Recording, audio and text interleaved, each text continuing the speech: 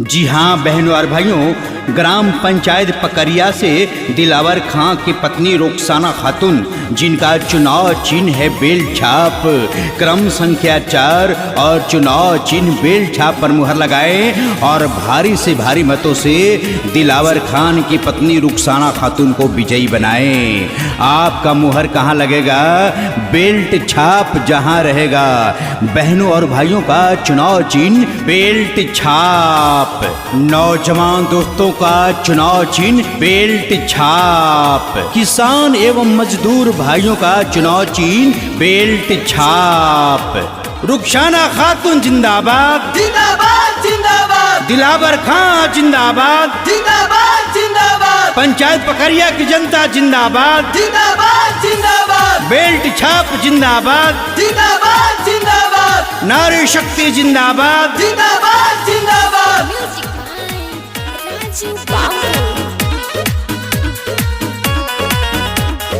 घूमे घूमे मांगे ले आशीष माई हो, दे दी आशीर्वाद ये खाली न जाई हो, दे दी आशीर्वाद ये खाली न जाई हो। घूमे घूमे मांगे ले आशीष माई हो, दे दी आशीर्वाद ये खाली न जाई हो। बेल्ट छाप निशानावा मोहरवा लगाई दिया हो ना। ए चाचा हो इनका के विजयी बनाई दिया हो ना। ए चाची हो रुखसाना खातून के मुखिया बनाई दिया हो ना। रुखसाना खातून जिंदाबाद जिंदाबाद जिंदाबाद, दिलावर खां जिंदाबाद जिंदाबाद जिंदाबाद, पंचायत पकरिया की जनता जिंदाबाद जिंदाबाद जिंदाबाद, बेल्ट छाप जिंदाबाद जिंदाबाद जिंदाबाद। होता दिकदारी भारी विरोधी घबराता हो, गल गल चर्चा परचा इनके बटाता हो, परचा इनके बटाता हो। होता दिकदारी भारी विरोधी घबराता हो, गल गल चर्चा परचा इनके बटाता हो। क्रम संख्या 4 पर मोहरवा लगाई दिया हो ना।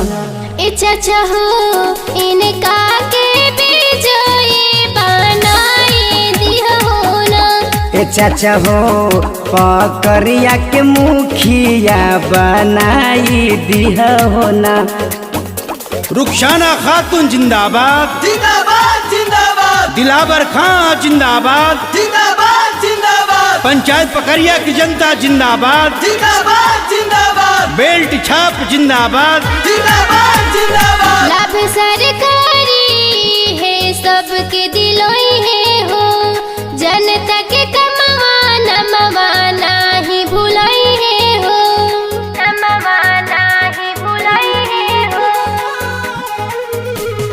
लाभ सरकारी है सबके दिलों है हो, जनता के कमावा नमवा नाही भुलाई है हो। अब की में बेल्ट छाप पे मोहर लगाई दिया हो ना। ए चाचा हो विजयी के माला आपकी पहनाई दिया हो ना। ए चाची हो रुखसाना खातून के मुखिया बनाई दिया हो ना।